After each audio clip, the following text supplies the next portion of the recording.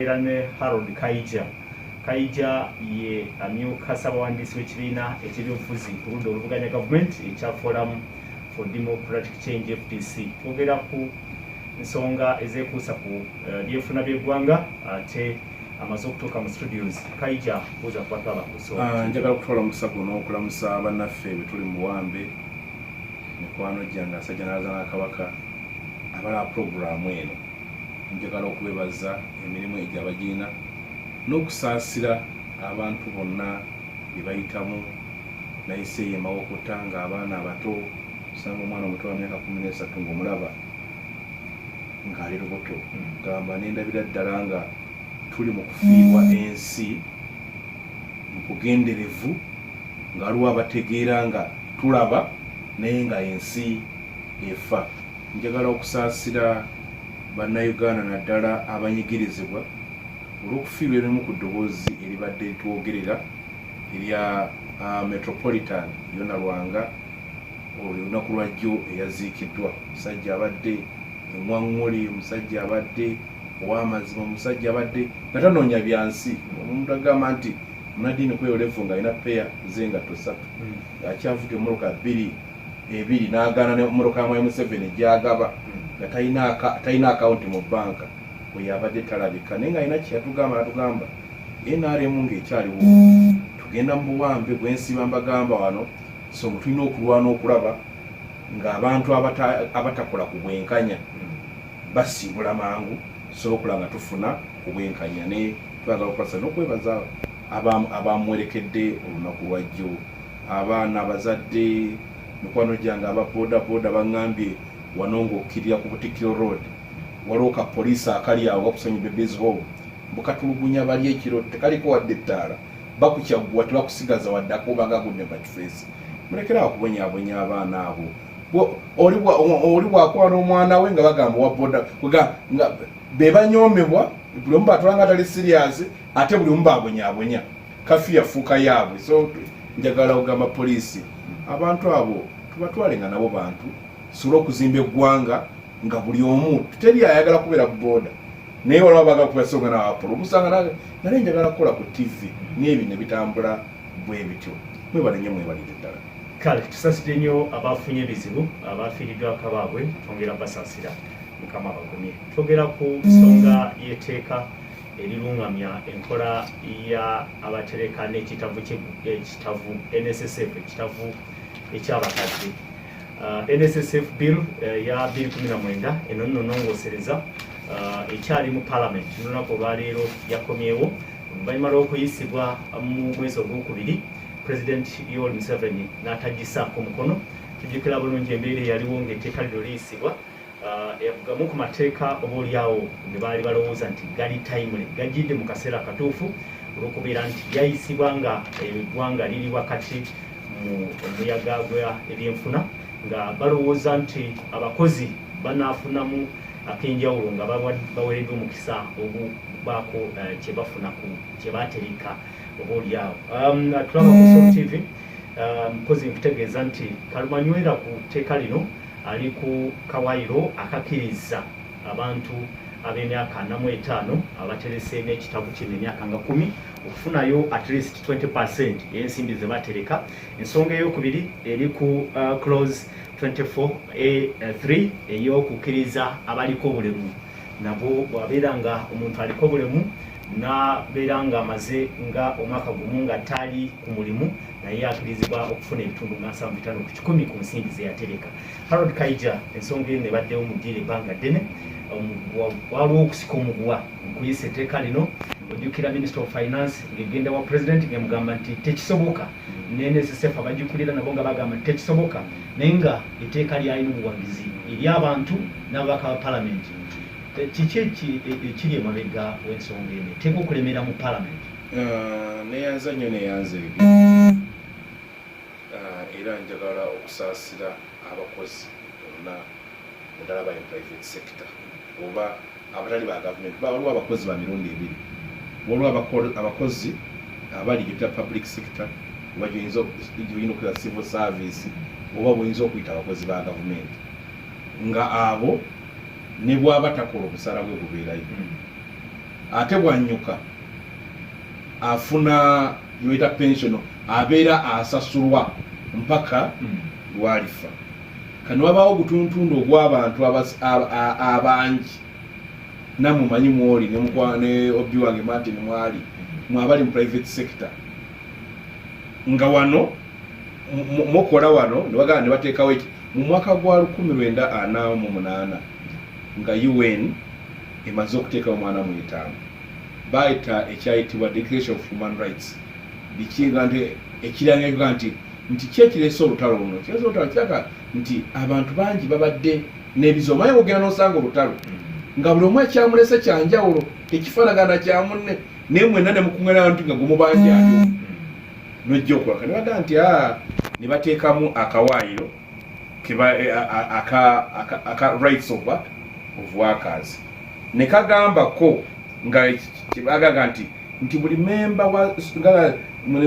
buli mukozi anaabanga n'eddembe okuyambibwako gavumenti mu lususu social security ne bagiyita bayita international labour organization. The protection society provides for its members through series of public measures against economic and social distress that would be caused by nti byebyo kwebukuumi ensi tuyinza okuyita society bw'enaayitamu okutaasa abantu baayo okuva ku byenfuna ebyonoonese n'embeera buli aleme kuswala nga bagamba omusomesa yali badde wataayi bw'omusanga ng'atunda kasooli yali bayita tuukayo eyo yali bayita kuba bulooka tukuume ekitiibwa kye kikyateesawo social security nga bukuumi nga balowooza era egundi biki byalowoozaako ng'omusala gukendedde oba tukanaga nti nga economy eri mu distress ne baga nti tukendeeza emisaala kati nga bakendeeza omusala gutuuse ku levo etasa kukulabirira ne bagamba akasente ke bakamuweeko ng'oli mulwadde kikansa kikusazeeko lwe kikunyiga basaba ddagala duka ewandegera duka egindi ne baga nti musajja aleme kuba nga ataakola maternity yes omukyala azadde ng'abadde mukozi employment injury afunye obuzibu ng'akola waliwo nti abadde akola ku kyuma nekimumenya Martin ayinza okujja ati kamera nemukuba lwakuba ennaku zino zakonga naye zire zalinga ziri bwegoba nemukuba agenda ojjaga ne bagaa nti omusajja akoze eki unemployment obadde okola nekiggwawo kakati ng'olwaleero abasomesa ba nasali abasomesa ba primary babawunsa mu private schools baali baki baali basevinga ne NSSF yaga nti mwebo buseera bakole ki babubawe ne bagamba nti waliwo gye bayita invalidity kwe kuba nti ng'ofunye obuzibu obuli ku mubiri oba ne ku bwongo gundi agudde eddalo bamwe kuki ku ssente ze kakati beebimu ku bisembayo old age omuntu wakaddi gundi anywese bamwe kasente kye oba ng'akoze eki ng'afudde ebyali ebigendererwa byebyo ebyensi yonna enkola ey'okutereka yes ekuyambeko kuki kubino kwebyo era ffe wano mu Uganda mmwe nze munnaffe tuli awo tetulina teffe teryamanyi bwetufaayo ku musalawo bajjako ebitundu 5 ku buli 100 mukama wo ne bamuggyako 10 ne biwera ebitundu 15 buli mwezi babiteeka eyo bano balowooza bikuyambe yono yateekako n'ekintu bya medical care obujjanjabi negattako ne bagira subsidies nti family bugezeeko bikulemye biganya okukwasaganya ogenda mu social security eno si retirement benefit social security retirement benefit kigambo kyanjawulo abajasho kakati ffe mu Uganda biki bye twalondamu ku bino twagenda wasemba age emyaka ti omuntu bw'anaaba aweze emyaka kubanga wano yaffe etali ku myaka 16 mpaka ku myaka 55 kakati ng'owezezza 55 n'ofuna kasente oba walwadde oba wazadde oba wadde injured oba simanya oli unemployed kati nga amaze emyaka 2 ojaba nti obirebe bano bibalo amwana mu 8 ngola abasajja balowooza ebintu byolanga nakati nga biri valid kubino ino kyoyinza okujjamu kuba oli mukozi kizibu. Yes, akati netugamba withdraw benefit wano mu Uganda yeriwo. Withdraw benefit kwe kuba nti kati omuntu ng'obadde ubaga nti omaze omwaka mulamba nga tokola. Withdraw benefit kale mu kibaleka kyekimu kitwagala okujja kwa abantu bangi naye kati bano okubannyonnyola mbu tolina kyokola kizibu. Ne bagamba immigrant benefit. Immigrant kwe kuba nti ofunye omulimu e Japan nobakakasa nti ogenze tokyali wano tobakuwa sente ne bajja survival benefit. Survival benefit y'abaana agongo ofudde abantu mukyalawo abaana bo ajafune ne invalidity eri gyaga nti oli yalwadde yaguddemu akazole ki kakati awo babeeranga ba insurance baga kwene sefu process y'okufuna ezo nti bo buli kiseera banoonya buki batakuwa sente zo nga basindise ku myaka 5 mweki 5 kakati bo ebitano ebajjamu biri byolabye byosusa nti oleme kuswala omuntu agenda okufuna Apollo sente ze ku myaka 5 buba akero okuzaala nga kati kuba bagamba 16 tutegeeza 17 okuzaala kuwasa tuba 18 waliwo ebiseera abaana walemererwa fees abaana bwe batasoma tebasa kuwa sente zo nobeera mu bupangisa ngeri akasenteko bannayuganda omanye emyaka gye bafiirako n'otuuka okufa ng'oli mu bupangisa naye nga olina sente zo zolasobola okuzimbamu ennyumba n'ofuuka ki naawe n'ofuuka omusajja ne bagaa nti gundi yeeterekera akasente zo mu palamenti omwo mwolaba era baali bayiteesa n'enzijukiza palamenti kwa palamenti erina ekitavu by the way mu America tebakkiriza bapolisi meeka okwekolera etteeka nga bo lirabika nga libafunamu bokka wano mu Uganda baba balina etteeka yes ya palamenti osobola okugenda omubaka kuba balabanga abaana bamwana mulenda babasalako nnyo okkirizibwa ogenda weewolayo waterekayo kakati weewolayo sente zo ate ne bakuggyako ka interest katono kakati bo ne kibawonya kyovulamba olwaleero tokyalaba misinde nnyo nabamanerenda okutuuza seresolo nawo waliwo yeewola amazima ne bisukka n'alyoka akkirya naye ngeri gyasooka nga baga nti nedda muntu alina okuba n'ekitiibwa social distress eri gye naggambye social distress kakati ffe wano gwe Apollo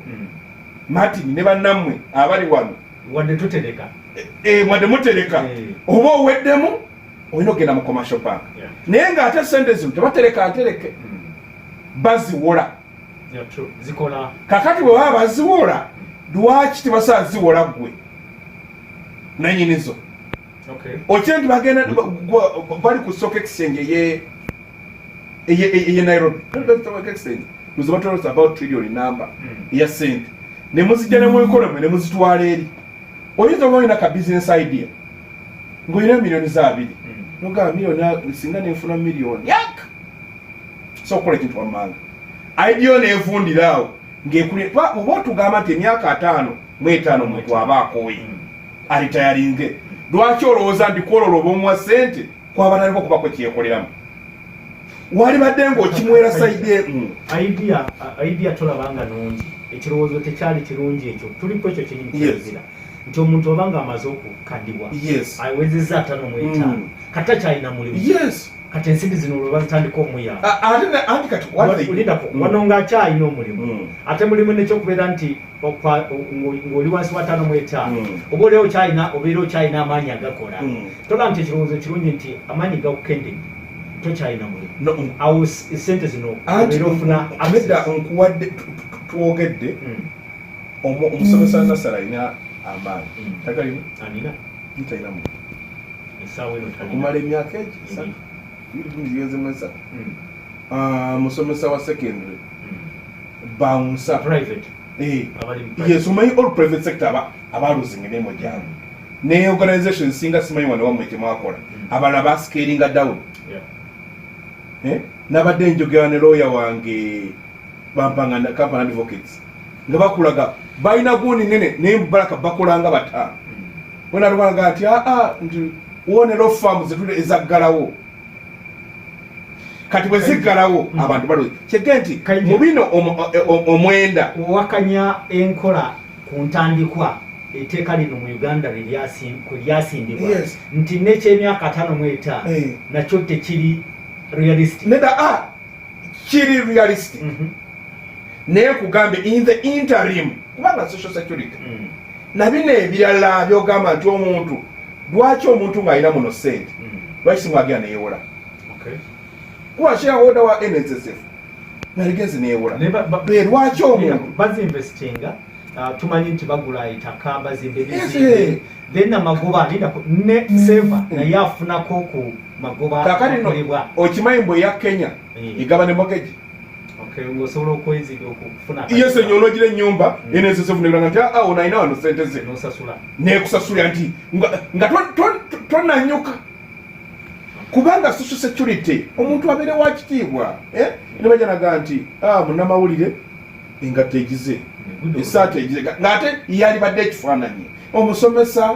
ebintu bimulemeredde abaana amukubye bakwatidde omwana we mukazi we mu ddwaliro ebintu teri bintu biswazanga ebyo tubiraba ku mawulire naye oli gwe bikwatako era olinganga nti bannamawulire lwaki ekyo bakireese tebalaba kye baleese zira social distress zetwakolaki kakati bwe tubagira ne tubafunza nga tugamba abantu bafune ku ssente zaabwe ne bayiyayo ka military access koli mukwogerako ne bajja ne bagamba nti omuntu alina okuba nga aweza emyaka 45 kitali kibi naye awana mwe neda alina okuba nga asevinze emyaka 10 ate nga alina emyaka 45 naye olina oli eyatandika 16 alina emyaka 4 yakasevingira emyaka 24 naye omugamba boss gwezo tozikwata. Is that fair? Twaligambye omuntu asevingide emyaka 10. What gamba? Ujitukuliko myaka. Kati ono mwana emyaka 16 bwaba ine emyaka 26 nga ina project because si buli omu agenda kuzikima. Waliwo omulala nga Katonda yamuyamba organizations azakolamu nga economy tezikuba nagamba kasente kange kabeereyo ne waliwo bano nga sente ezo bazeetaaga kubanga ne mu economy kanja tuberefair Bannayuganda embeera eno gibalimu kati nga bwotulaba mu kiseera kino basavers abatereka n'ekitabu kino ekyabakozi ne tuweebwa omukisa tolabanga lazima tuyinza buli omu ayinza okugyayo sente zino nekimaliriza nga kikaliddi ate kisakkalira kuba bagambyeko gundi percentage 20% ye twagamba kuzimalayo twaga kima zonna so kisakkalira ekyemyaka kiveewo yes ne percentage babere ne limit ku nsimbi zosobola yes ate nze njagalamu n'akawaya nakwogera nawandika ne article negenda mu editorial page ya the Daily Monitor ngamba nti na zino ezogamba kiriza abantu nga okujja stress ku commercial bank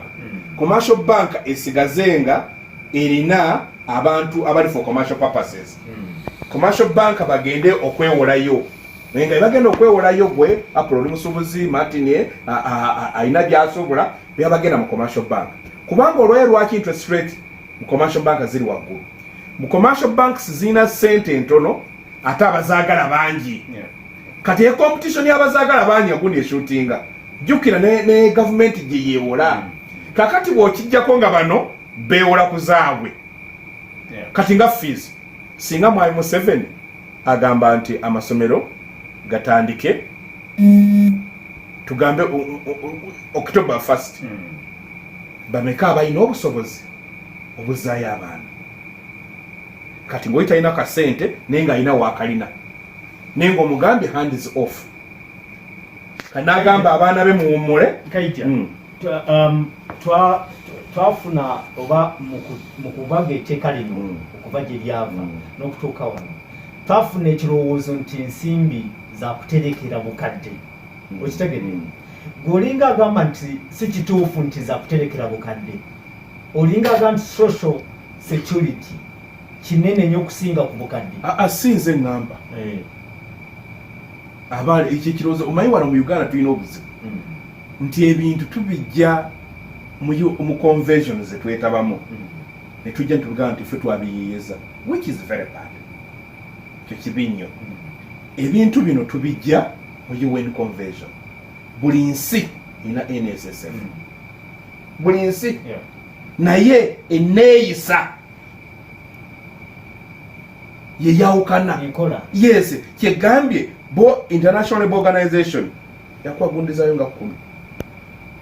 zekusomedde byerowooza mu biki ebinayamba omukozi okuwona obutabanguko bw'ebyofuna ne mu mbeera za bulijjo mbwabeere nga landiroodi tamukasukira bintu bagende omusomesa bamukasukidde ebintu ebweru naye ng'atereka n'ekitabo ng'atalinayo sente ze n'alabikanga omwavu n'alabikanga ataakola abaana be batudde n'alabikanga atalina ziga nti mu mbeera efaanana bw'etyo nga evidence weeri baako akasente ke kaakiseesinga asobole okwetaasa. That was the point.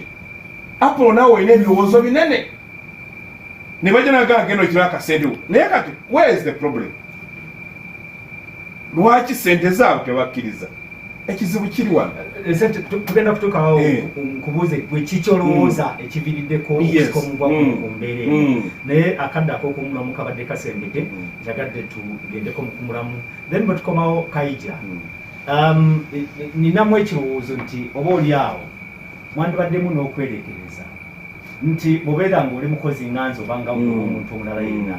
osobola okubaako k'otereka ebbali osobola okubaako k'otereka mu banka oba n'abalala bonna then zino oba oli awo ndowooza yeyali endowooza eyawano ababa ng'etteeka lino nga balowooza nti bannayuganda babakuumira akasente kaabwe kabeereko gye katerekebwa paka oba natuukira emyaka nga 55 oba 45 bwe kiba kikyuseemu. Ino maaso tuline Harold Kaija amyuka ssawandiisi w'ekibiina kya Forum for Democratic Change FDC twogera ku tteeka erirungamya entambuza ya ekitavu eky'eggwanga National Social Security Fund nga wetwogerera likomyewo mu Parliament okuvannyuma lwa His Excellency the President of Uganda okulisaako omukono kunaku lw'eggulo Speaker wa Parliament owekitiibwa Jacob Oulanyah yasomye ebbaluwa ya President ng'akya agamba nti akawaayiro aka okukkiriza abatereka n'ekitavu baggyeyo ensimbi ku myaka 45 n'obuwaayiro obulala obuli awo ekigambo kye bakozeseza kiri unsustainable nti bwe bakkiriza abantu okukola okugenda maaso n'okugyayo ensimbi ze baterekera obukadde nti kiri unsustainable kikigambo kye yakozeseza His Excellency the President mu bbaluwa ye. Twongera okwetegereza tekisoboka biki ebiganye biki ebikamanywira ava kuki naye nga tenagendayo badde nkugambye nti tusooke tutunule ku mulamwa gwennyini oba oli awo kuba buli nsi ekola etteeka lyayo okusinziira ku bantu baayo n'engeri gye baagalamu batambuza ensi yaabwe oba batambuza obulamu okimanyi bwana Kaija nti etteeka lirina okubeera domesticated wadde oyogedde nti kyava mu International Labour Organization ne UN n'etteeka liteekwa okubeera domesticated okusinziira ku mbeera z'abantu. Tulowooza nti abalowooza ku myaka 55 tubadde tukivuddeko eky'emyaka naye abalowooza nti abantu tubakugiri babeereko akasente ke batereka kabeere ebbali kaakano twogedde 15% 5 gwe ez'omukozi ku musaala gwo 10 ku mukozesa kirungi nti kati tugenda ku voluntary nga buli omu ajja kubanga asobola okutereka bweba nga lizeeyo. Tolowooza nti omuntu obanga oli mukozi nabo obwandibadde buvunaanyizibwabwo oba oli awo nobako kwotereka ebbali mpola kakuyambe mu biseera ebyogeddeku ebya distress then kano oba oli awo kajje kakuyambe wale mu maaso. Waliwo olunaku lumu Katonda yakubwa mu mawulire neeraga nga amafuta waliwo akasajja bakayita amafuta galinnye waliwo akasajja bakayita emmere erinnye akasajja transport erinnye school fees zirinnye naye nga waliwo akasajja akatalinnya bakaita salale musala kakati bino byonna ate kano akatakula kekalabirira bino byonna so nti waliwo ne lwoyagala okufissa ng'okuggyako ng'osazeewo nti waliwo ekimu kyolina okuvaako kale oleze tula basic needs okusula shelter ennyumba okulya medicine eddagala security ebintu ebyo bikola ki obyetaaga si bya education kuwerera abaana they are basic nti tolina kuba nti oli wakabi obutabaweerera noza akolo abaana bambi bakutuusa n'okumulema naga okumanya embeera ekaayi abaana bange batudde eka salary esigadde eri constant kati wawulire n'abala basazeeko kati nga ne bw'oyagala okusevinga n'ozikimayo eri ne ziggwayo buli omu ayagala mu maaso yabeeyo ne ssente teri atazaagala buli omu azagala zibeereyo naye wootuuka muganda agamba otuuka okukoleza kuli otanalyanga embeera ekaayi era nze bwannakayiji omuntu okukwata ku kasente ako kentereka yes abeera mpisiza no bwe kiri yeze yosi nali ku restauranti nga nyina ebyomukwano akate mwogera erinnya waliwo restauranti ewandiga waliwo omukyala alina restaurant eriko tv nyinyi ne kati saawa zino omukyala nambiru ku dream restaurant kati saawa zino bonabona ki kubatudde era ambye kanambasa kaija nakulabye olajja nga tebami nambiri okutumira basiri fair obutakutumira ng'ate oli disciple ate alina n'abawala be basabira wano kakati ebintu bino musala gwe gubisasula omusala gulemereddwa n'okimaka savingi wala omwana yangamba mu saving nalina emitwalo 4 mu weeks 2 mu covid neziggwawo kati aba ali kuki nyina omusajja nga bamuwa ekitiibwa ng'akola makerere mu covid yabadde aleebeesa masiki bwalaba abaana ye social distress aba atandika social security gyebalowoozaako ti ne mu mbeera embi osigale ng'olina ki ekitiibwa kyekyateresa ssente ezo kati oba naffe ekiba ekizibu ekiri mu Africa nti etteeka lino abaali baga ate bo bafuna pension ebe ebyabwe ki bo akati nga bateekateekera gwe Apollo ne Martin mwabafuna ki nga ekiro lyammwe era gundi olwogundi Professor Jessica Magamba mbwe ekizibu n'etteeka ly'abasomesa Teachers Code of Conduct nti abaali wandika tebaali basomesa ko batwende basomesa banakola nga tugwe batasomesa nakola naye buli woteekamu abakirimu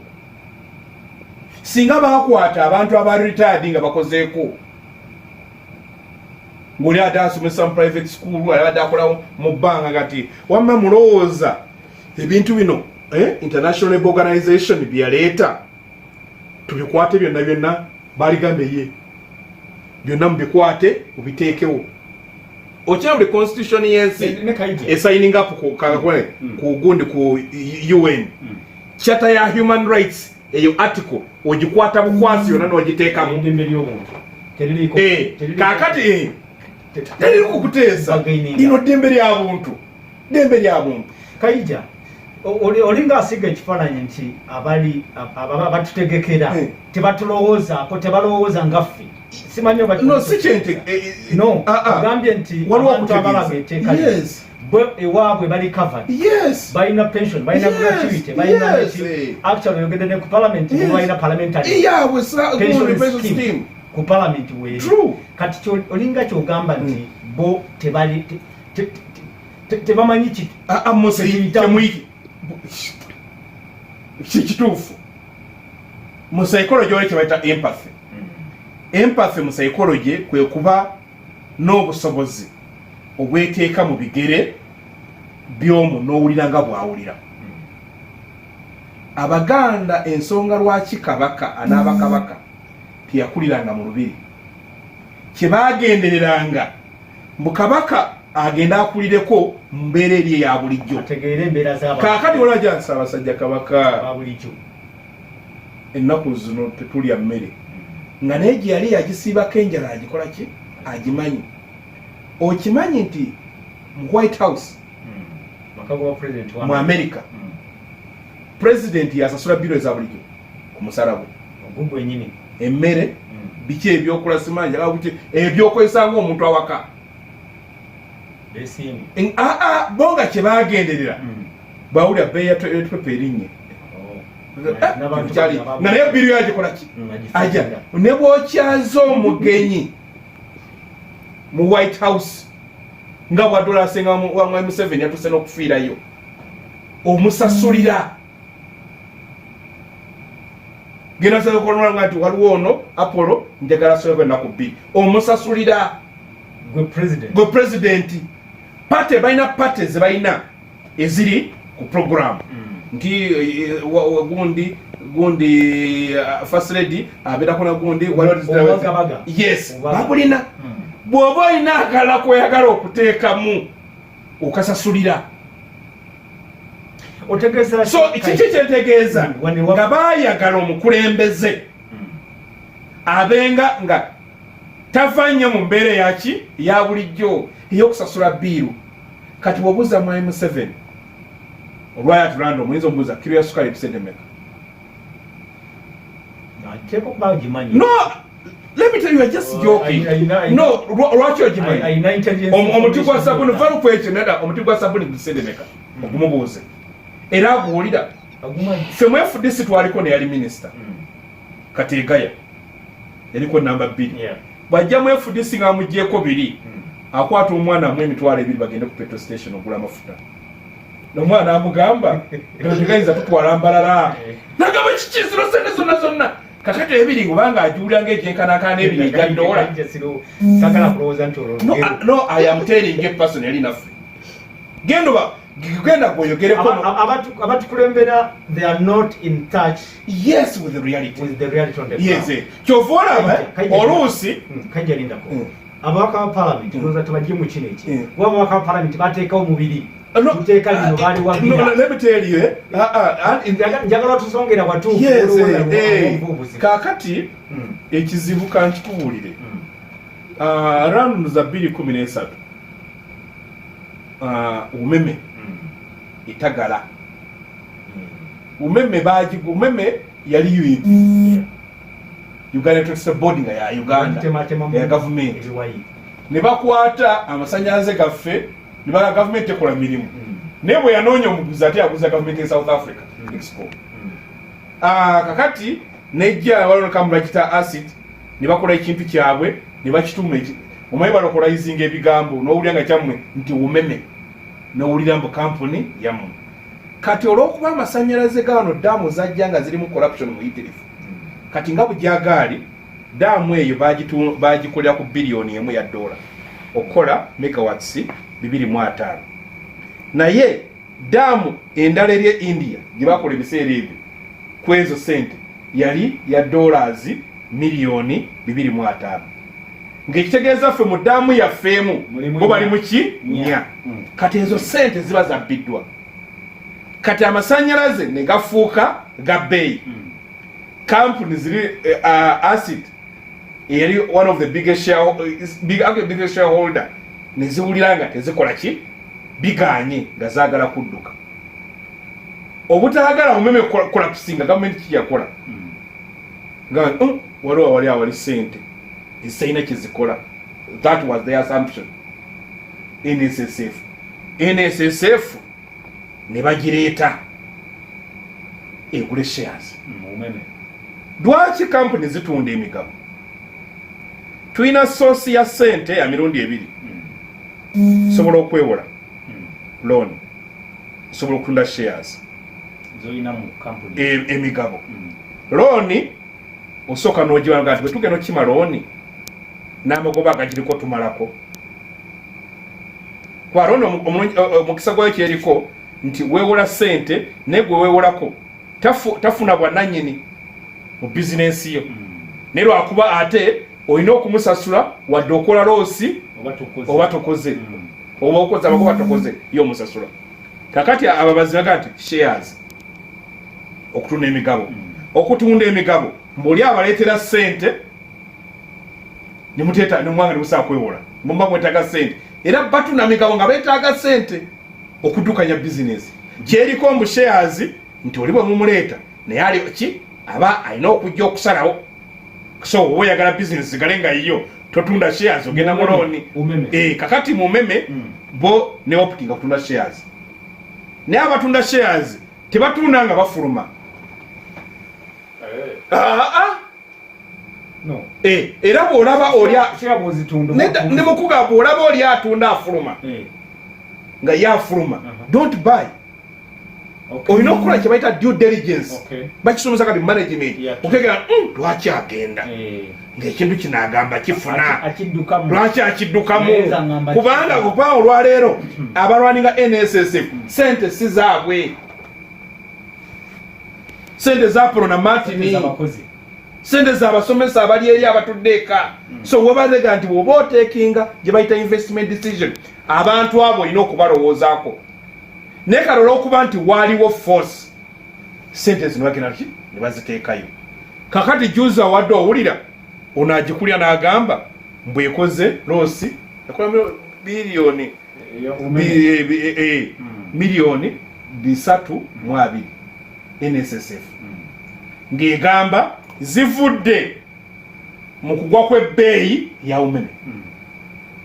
kakati ezo nayo emu ku nsonga ze bagamba mbu tewaliwo ssente zakuwa bantu yo njagala gisasayinemu naye nga really bonna abakaabira ssente si zaabwe era bo kakati mwai Museveni pension ye teri ku NSSF Minister of Finance pension ye teri ku NSSF PS mukwano gwange one of my close friends rather than Gobi pension ye teri ku NSSF eriwa eri muki umugundi eri mbaka of Uganda jeva si gyeri kakati baga olaga tekiri sustainable mbokulya ku sente zo Kaija ndoza tugenda ku kiyusi kyenyini ku kyolowooza kuba tusezedde tukaziringa ttaano kyolowooza kiki ekiviiriddeko embeera eno kuba oyogedde ku banti abakiddukanya oba abasalawo abatekinga decisions mu nsonga eno bo bandibanga bali covered tebafuddeeyo kuffe abatereka n'ekitabu kino naye obuzibu buva buli kuki okulabika nga ne bwe tusaba nti mutuweeyo akatono embeera etuyinze COVID-19 pandemic naye ne bagaana ne bagamba olwaleero Minister ya Finance eronda body NSSF emabega ewaaliyo okusaba monopoly bagi breaking okuba nti eno NSSF yokka yeze kuŋŋaanya ebadde eddukanyizibwa NSSF ne Minister of yes ne finance finance kwerye ebagiraye kandi bagamba ne public service bibamu kuba yekola policies then ne bagamba ne health kubanga yekola national health insurance scheme kubanga ekyo kibakyogerako kintu kyetagisa nekiba kinywako tekibeera no and all is a certain zezitunulya ki NSSF so kati awo nti bannaffe abo I'm losing the point. No tuli ku obuzibu anti obuzibu egambi okuba nti bo ne bwe tusaba ne tugaa nti kati mutuweeyo mu mbeera eno ya COVID-19 naye bakyagaanyi nedda kati kankubuulire abapoliisi balina ekitavu kibayita ekisondaasi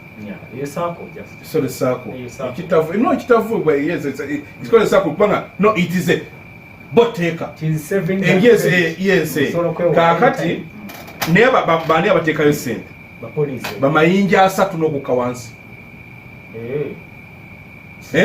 naye no bwe kireke no kifindinga kakati bamayinja 3 n'okukka wansi naye ate abakimanaginga ate bawaggulu ono wa wansi tasobola kwewolayo nze omukwasi okwakirekanya nekiroka mu palamenti okosi n'abangaje tetunamula kuba nti ndowooza tujja kudda mujja kugerako n'abapoliisi bampulewe kituuse tulabe kakati ye dilema era eri mu NSSF genda mu yamagye wazalendo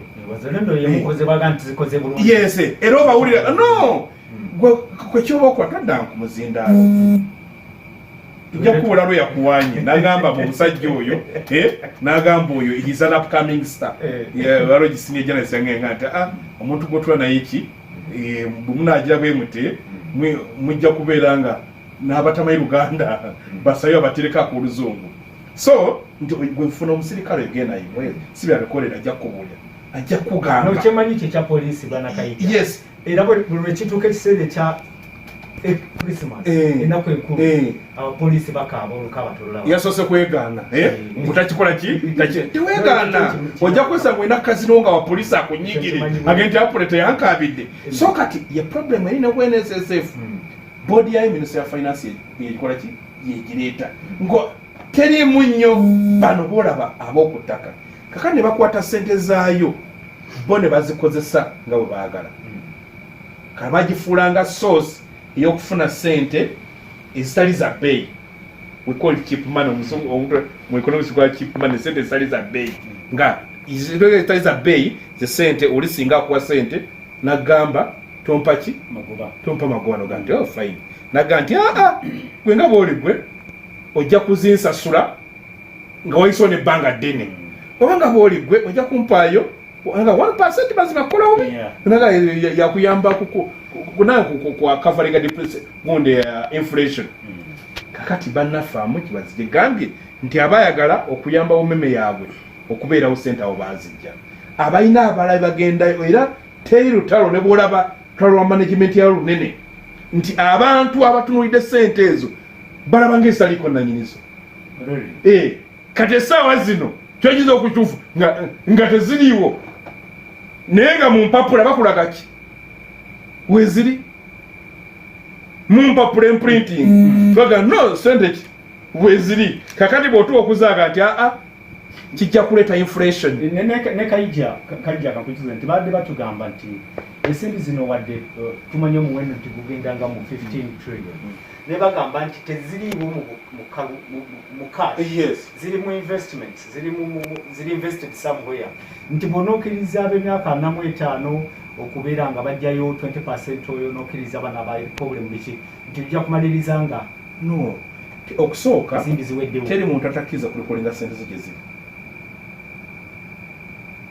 nga bw'obaagula shares nedda nga baagula shares ano tezirimu kizimbe kitono katono nnyo kusente NSSF zirina lwakuba nti ebituufu bitono nnyo kwe batubulya ssente gye ziri bayireyo kankubule n'ekimu lwaki companies ennene ziri mu kuva wano kwe kubanga mu luzungu kyetula purchasing power omuntu okubanga olina akasente mu nsawo ng'osobola okubako byogula kakati largest public sector abantu bebaggala they are not spending ezo company bazireetera gibayita middle class NSSF ebaya middle class kati middle class bati balina sente baspendinga abantu abo balifunye sente bali spending mu economy mbeera mu sente economy ebeerawo nga waliwo abaproducing nga tewaliwo abagula bwe baba nga waliwo abaproducing nga teri bagula ekyo kiba kifu era bwe katugwako so njagala okusaba abakozi musitule ku ddoboozi kuba nze mboogerera sinawo ensavinga yaayi sina nze social security yange sirina negwe olina olwo bagenda kugula amasomero M7 ogenda kwogera naye abantu bano tebalina na ssente zigenda kuzzayo masomero n'amasomero lina agabadde nga gasaasira negagamba onaaleeta mpola mpola akasente nawe gali katereka kaggwawo kiba kitegeeza buli ajja okonkona ku geeti olina okubaawo n'akasente tulina okufuna plan tuleme kulowooza bantu kubawa ssente kibagamba obudde nga tokyazeetaaga so njagala okubasiibula nga mbaagaliza emirembe emikisa gya Katonda okuba nkuumira ngenda okudda ku lwokusatu nga Naapolo waali nga mulamu obbi wange manti nange wanasobo ndi mu kintu nina mwe nasoma naye nga waali ffenna tusobole okuba tuli balamu Katonda abakuume amina.